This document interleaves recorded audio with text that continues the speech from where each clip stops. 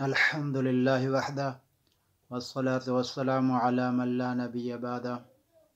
قابل احترام بھائیو اور عزیزو، تمیم داری رضی اللہ عنہ اپنا واقعہ بیان کرتے ہیں کہ میں ملک شام میں تھا جب آپ صلی اللہ علیہ وسلم نے اعلان نبوت فرمایا، دعوت اللہ کا کام شروع فرمایا۔ تو میں سفر کر رہا تھا ایک دن، اور مجھے راستے میں رات ہو گئی، جنگل تھا۔ تو میں نے ارادہ کیا کہ اس جنگل، اس وادی میں جو ہے وہ قیام کروں۔ تو عرب کے دستور کے مطابق وہ رواج تھا کہ جو بھی ایسی خطرناک جگہ یا جنگل کے اندر، کسی وادی کے اندر قیام کرے، تو ان کا نظریہ تھا کہ ہر وادی پر ایک جن مسلط ہوتا ہے، ایک سردار جن ہوتا ہے، تو چاہیے کہ اس سردار جن کی پناہ حاصل کر لے۔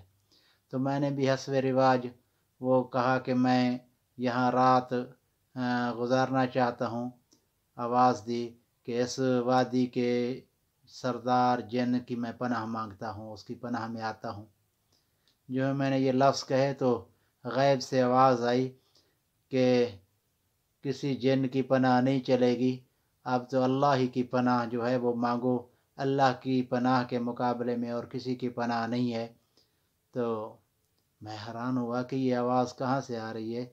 تو اس نے کہا جی یہ آواز سچی ہے، اور میں آپ کو جو ہے وہ حق بات بتا رہا ہوں کہ مکہ کے اندر اللہ کے رسول حضرت محمد صلی اللہ علیہ وسلم وہ جو ہے مبعوث ہو چکے ہیں۔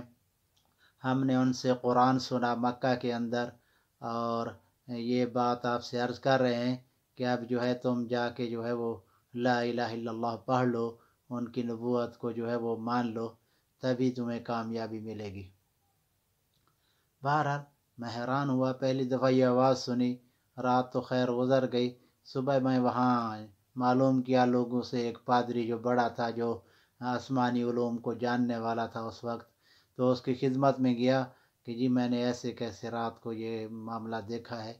تو اس نے کہا جی بالکل وہ جنات تھے، اور انہوں نے آپ کو سچی بات بتائی ہے کہ نبی آخر الزماں وہ مبعوث ہو چکے ہیں، اور ان کا جو ہے وہ جہاں وہ مبعوث ہوئے وہ حرم مکہ ہے، اور وہ ہجرت کر کے حرم مدینہ جائیں گے، لہذا وہ تمام نبیوں سے افضل ہے۔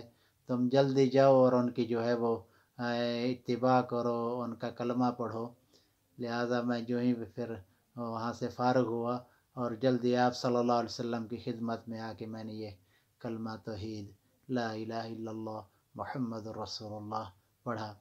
یہ بھی اللہ کی قدرت ہے، کیونکہ قرآن پاک میں سورۃ جن یہ ساری تفصیل وہاں موجود ہے کہ جنات کی ایک نفر من الجن یستمعون القرآن، سورۃ جن میں یہ ساری تفصیل ہے جنات کی کہ آپ صلی اللہ علیہ وسلم کے پیچھے انہوں نے نماز پڑھی، آپ سے کتاب اللہ قرآن سنا، اور داعی اللہ بن کے دوسرے جنات کو دعوت دینے کے لیے، حتیٰ کہ اللہ نے ان کو انسانوں کی ہدایت کا بھی ذریعہ بنایا، جیسے اس واقعے میں ہے۔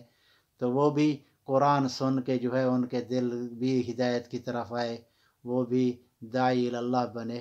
تو یہ اللہ کی حکمت ہے کہ جب ہدایت پھیلتی ہے تو اللہ تعالیٰ انسانیت کی ہدایت کے لیے جس چیز کو بھی ذریعہ بنائے وہ بنا دیتے ہیں۔